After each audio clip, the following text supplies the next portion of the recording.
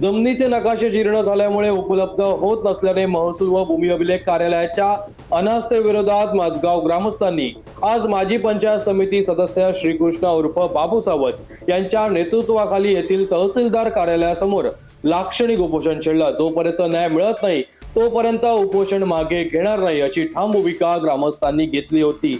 अखेर तहसीलदार श्रीधर पाटील तसेच भूमी अभिलेखचे उपअधीक्षक विनायक ठाकरे यांनी उपोषणकर्त्यांची भेट घेऊन 2 महिन्यात वरिष्ठ पातळीवरून मंजुरी आणून नव्याने नकाशे उपलब्ध करून देण्याचे लेखी पत्र दिल्यानंतर हे उपोषण मागे घेण्यात आलं। मी माजी पंचायत समिती सदस्य माझगाव मतदारसंघ श्रीकृष्ण अर्जुन सावंत।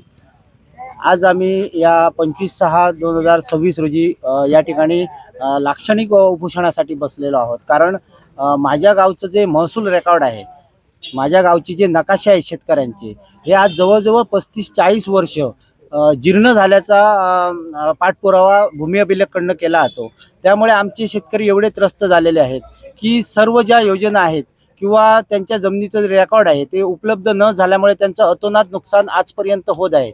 या संदर्भात आम्ही गेले 35 वर्ष आमचे जे लोकप्रतिनिधी आहेत, आमचे ग्रामस्थ आहेत, त्यांनी भूमी अभिलेखकडे लेखी आणि तोंडी सुद्धा लेखी अर्ज केलेले आहेत की आमचं जे रेकॉर्ड आहे ते तुम्ही पूर्ववत करा आणि आमच्या गावाला न्याय द्या म्हणून। परंतु आज मितीपर्यंत त्या बाबतीत कोणताही ठोस निर्णय झाला नाही। त्यांच्या विविध समाधान योजना असेल किंवा त्यांच्या तहसीलदार साहेबांकडची भेट असेल किंवा ग्रामस्थांचं निवेदन देण्याचा वेळ असेल, त्यावेळी पण आम्ही त्यांना सांगितलंय की आम्हाला विविध समस्यांना सामोरं जावं लागतंय। कारण सावंतवाडीपासून अवघ्या 1 किलोमीटर म्हणजे ही सीमा आणि सावंतवाडी सीमा ही एकच आहे। या ठिकाणी सावंतवाडीचे रेकॉर्ड शहराचे मिळत आहेत, परंतु माझ्या माझगावचे नकाशे मिळत नाहीत। आणि माझं माझगाव जरी शहराच्या बाजूला असलं तरी ग्रामीण भाग आहेत, जवळजवळ 80% लोक हे त्या ठिकाणी शेतकरी आहेत। आणि आज शेतकऱ्यांची व्यथा काय आहे ते तुम्हाला पत्रकार बंधू तुम्हाला माहीत आहे। आम्ही या साहेबांना काय सांगितलं आहे की तुम्ही आजचा विषय नाही, हा 35 वर्षाचा विषय आहे। 35 वर्षापासून तुम्ही काय कारवाई केली त्याचं आम्हाला उत्तर द्या। आणि महत्त्वाचं म्हणजे आज तुम्हाला माहीत आहे सगळं ऑनलाईन रेकॉर्ड झालेलं आहे शासनाचं।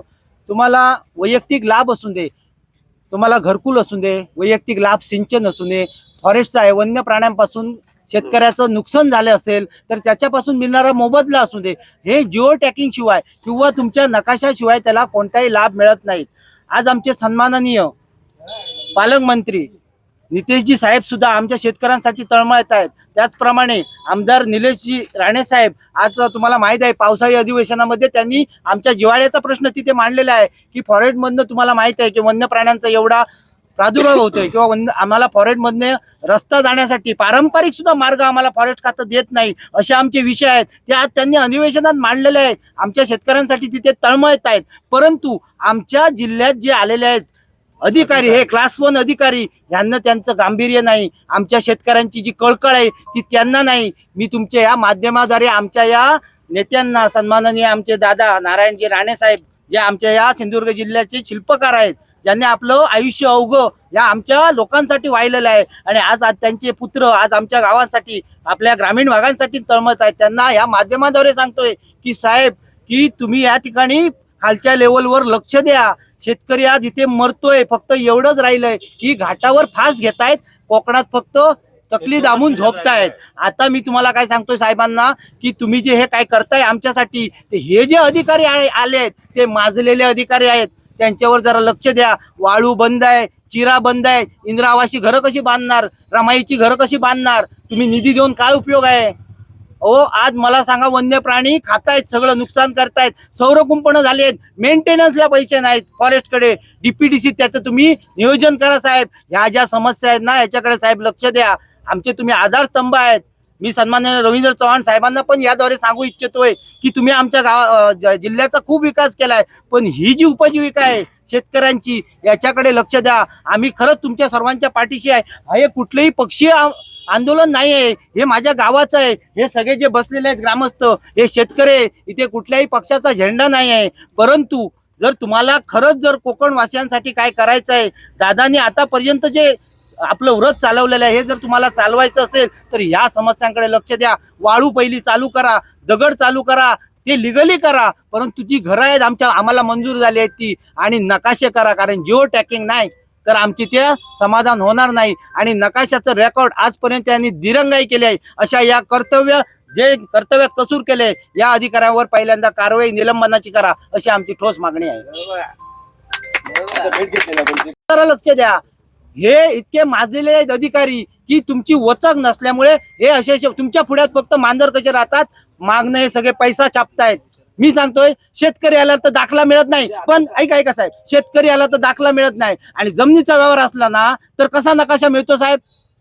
विचार करण्याची गोष्ट आहे. आणि हाच आता अधिकारी काय सांगतोय की तुमचे काही अद्ययावत आहेत, काही जीर्ण झालेले आहेत, तो सांगतोय. अरे मग मला सांगा, आजचा विषय नाही, 35 वर्षाचा विषय आहे. त्यांचा अक्का कोण?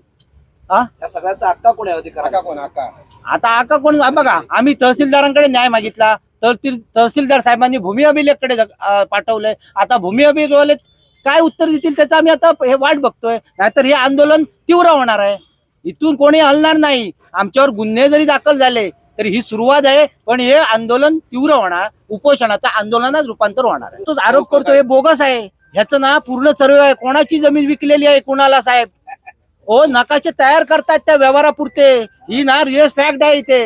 हे अधिकारी जे गब्बर झालेत ना, ज्यांची 5 रुपये लायकी नाही, त्यांनी 50-50 कोटीचे बंगले बांधले साहेब. ईडी चौकशी लावा यांची. शेतकरी मात्र गरीब मरतोय साहेब. त्याला आत्ताचा विषय होता, गेल्या वर्षी विकास सोसायटीवर भात 1700 रुपये ते 2300 रुपये क्विंटल गेलं आणि त्यांना हा नकाशा नसल्यामुळे 1200 रुपयाने प्रायव्हेट याला द्यावं लागलं शेतकऱ्यांना. आणि त्यावेळेपासून यांच्याकडे ई पीकची नोंदणी केली, मागणी केली आहे. ऑफलाईन आहे आमच्याकडे, ऑफलाईन, ऑनलाईन होतच नाही. कारण काय, तर यांच्याकडे नकाशा नाही म्हणून यांनी ती ऍप बंद केलेली आहेत.